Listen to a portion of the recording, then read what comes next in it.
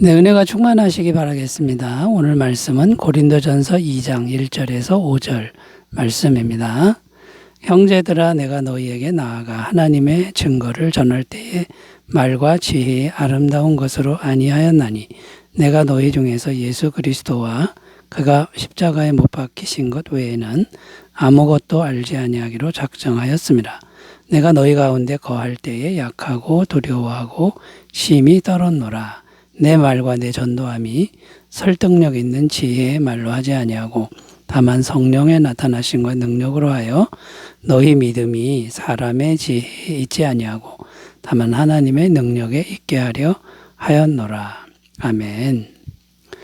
네, 오늘 말씀 3절을 다시 읽어보면요. 내가 너희 가운데 거할 때에 약하고 두려워하고 심히 떨었노라. 무슨 말이냐면 바울이 처음 고린도 지역에 갔을 때 어떤 상태였는지 말하고 있습니다. 약하고 두려워하고 심히 떨었노라 이렇게 기록하는데 성령 충만한 사도 바울이 어떻게 이런 지경까지 되었던 것일까 하는 의문이 생깁니다. 바울이 고린도 지역에 이르기 전에 참으로 힘든 일들을 여러 번 겪었습니다. 첫째는 아테네 지역에서 전도를 했는데 정말 열심히 전도를 했습니다. 유창한 말과 철학적 지식으로 연설과 토론을 했는데 안타까운 것은 열매가 거의 없었다는 겁니다. 그리고 빌립보 지역에서는 억울하게 감옥에 갇히는 그런 일들을 당했죠. 그런데 지금 고린도 지역에 왔을 때는 상황이 더욱 어려웠다는 겁니다. 고린도 지역은 성적으로 너무나 타락한 지역이었고 음란의 영이 가득한 거죠. 철학자들도 가득했고 핍박자들도 아주 많았습니다. 이게 고린도 지역이 참 만만치 않은 지역이었다라는 것입니다. 그런데 자기는 사도 바울은 너무나 영육간에 연약한 상태였고 바울을 돕는 사람도 없었다는 겁니다. 그래서 약하고 두려워하고 심히 떨었노라 이렇게 고백하고 있는 것입니다. 자, 이런 상태에서 바울은 진지하게 고민을 했는데 너무나 연약한 자기의 능력이 아니라 오직 성령님의 능력만을 의지하기로 작정을 한 겁니다. 왜냐하면 지금 자기의 능력은 바닥에 났기 때문인 것이죠. 그래서 어떻게 하면 성령님의 능력만이 나타날까 이걸 고민하다가 오직 예수 그리스도와 또 예수님께서 십자가에서 못 박혀 죽으신 이것만을 전하기로 작정했다는 겁니다. 인간의 어떤 힘과 솜씨나 능력은 전혀 없지만 오직 성령님의 능력만을 의지하기 때문에 이렇게 결심한 것이죠. 그런데 놀라운 결과가 나타났다는 겁니다. 수많은 사람들이 회심을 하고 예수님을 영접하여 구원을 받는 결과가 나타났습니다. 사도행전 18장 8절입니다. 또 회당장 그리스도가 온 지방과 더불어 주를 믿으며 수많은 고린도 사람도 듣고 믿어 세례를 받더라. 이렇게 약하고 두려워하고 심히 떨고 있는 상태에서 예수가 그리스도라고 하는 것과 십자가만을 전했는데 성령의 역사가 강력하게 나타났다라는 겁니다. 자, 성령님은 영원히 온 세계에 충만하신 분이시죠.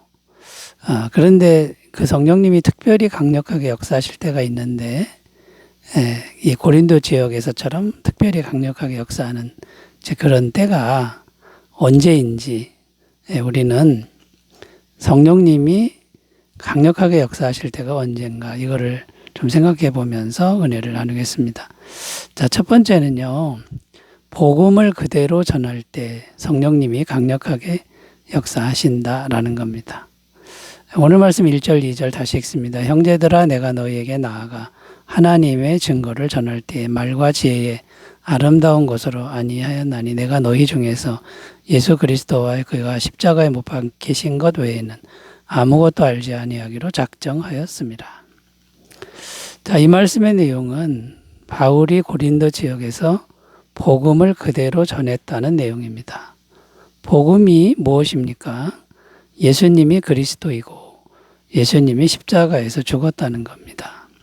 그냥 이것을 그대로 전했는데 결과는 엄청나게 많은 영혼들이 구원을 받았다는 것입니다. 그러면 여기서 우리가 진지하게 생각해야 할 것이 있는데 왜 성령님은 복음을 그대로 전할 때 강하게 역사하는 것이냐? 자, 이걸 생각해 봐야 되겠죠. 첫째 이유는 예수 그리스도와 십자가 복음은 어떤 죄인도 구원하는 능력이기 때문이다라는 겁니다. 로마서 1장 16절 내가 복음을 부끄러워하지 아니하노니 이 복음은 모든 믿는 자에게 구원을 주시는 하나님의 능력이 됨이라. 먼저는 유대인에게요 그리고 헬라인에게로다. 이 복음은 그대로 전해지기만 하면 어떤 죄인도 구원하는 능력이 된다라는 말씀입니다. 누가복음 15장 7절 내가 너희에게 이르노니 이와 같이 죄인 한 사람이 회개하면 하늘에서는 회개할 것 없는 의인 아홉으로 말미암아 기뻐하는 것보다 더하리라. 죄인 한 사람이 구원받으면 어떤 기쁨보다 더 큰 기쁨으로 하나님이 기뻐하신다라는 말씀이 되는 거죠. 그래서 이 복음은 그대로 전할 때 성령님이 강력하게 역사해서 구원받는 사람을 어떻게든 구원하려고 강력하게 역사하신다라는 거고요. 또 왜 강력하게 역사하시냐면 복음을 전하는 건 마귀와의 전쟁이기 때문이라는 겁니다. 전쟁이라는 거죠. 생명을 건 전쟁이라는 겁니다. 마귀는 어떤 존재입니까? 죄를 통해 모든 영혼을 죽이는 존재입니다. 그런데 복음을 전하면 죄사함을 선포하기 때문에 이 마귀의 세력을 이길 수 있다라는 것이죠. 히브리서 2장 14절 자녀들은 혈과 육에 속하였으며 그가 또한 같은 모양으로 혈과 육을 함께 지니심은 죽음을 통하여 죽음의 세력을 잡은 자 곧 마귀를 멸하시며. 자, 여러분, 그러므로 복음을 그대로 전하는 걸 우리가 훈련해야 됩니다. 다른 사정 넣지 말고 성령의 능력만 의지해서 복음을 그대로 전하시는 삶이 되시기 바라겠습니다. 자, 두 번째로 가보겠습니다. 성령님이 강력하게 역사하실 때가 언제일까요? 두 번째는 성령 충만을 사모하며 기도할 때 강하게 역사하신다라는 겁니다.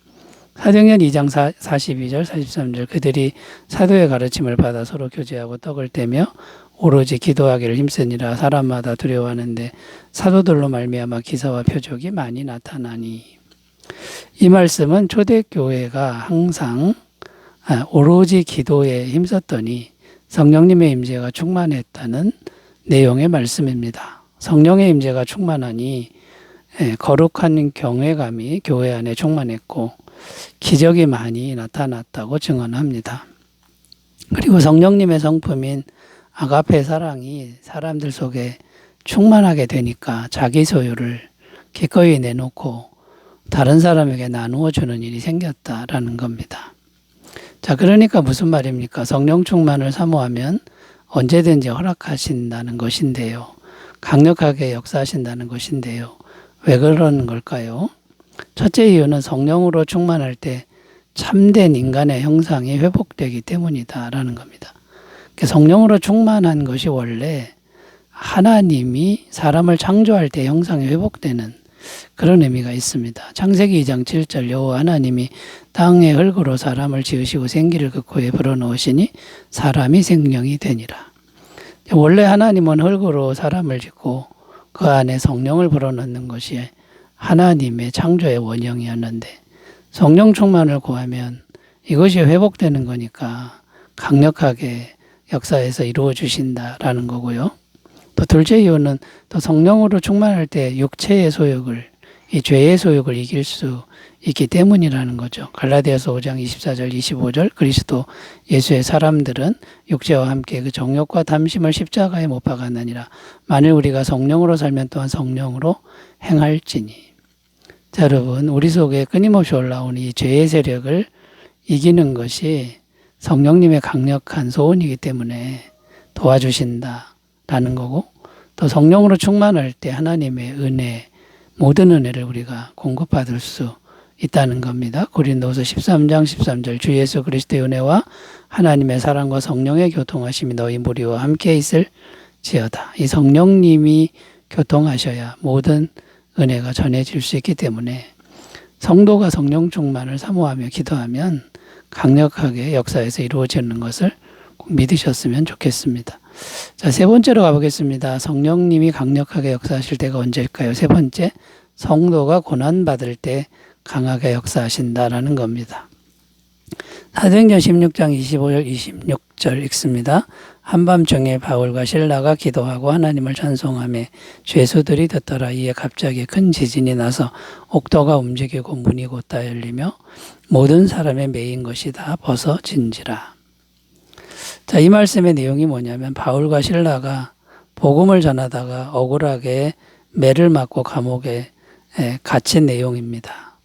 몸도 마음도 많이 힘들었을 텐데 바울과 실라는 한밤중에 일어나서 기도하고 찬송합니다. 그때 하나님이 강력하게 역사하셔서 큰 지진이 나고 옥토가 움직이고 문이 다 열리고 매인 것이 다 부러지게 하셨습니다.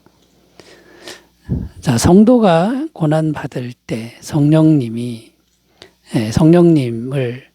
의지하고 기도하면 강하게 역사하신다라는 것입니다.